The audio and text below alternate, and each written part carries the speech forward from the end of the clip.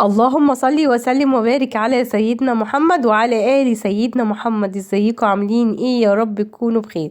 فاكرين القرنبيط اللي احنا فوضناه؟ تعالوا نشوف عملنا بيه ايه.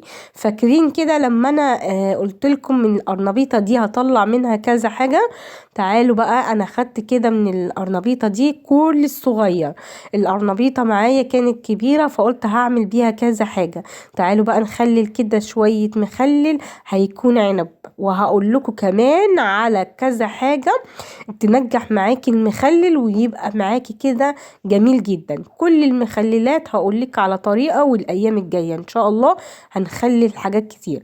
بصوا، انا هنا غليت شوية مية، وطبعا غسلت القرنبيط دوت معايا وحطيته من غير اي حاجة، يعني لا حطيت ملح ولا حطيت اي حاجة خالص، ومش هغليه كتير. بصوا انا وقفت الكاميرا، اول ما هيغلي معايا هتشوفوه على طول وهتشوفوا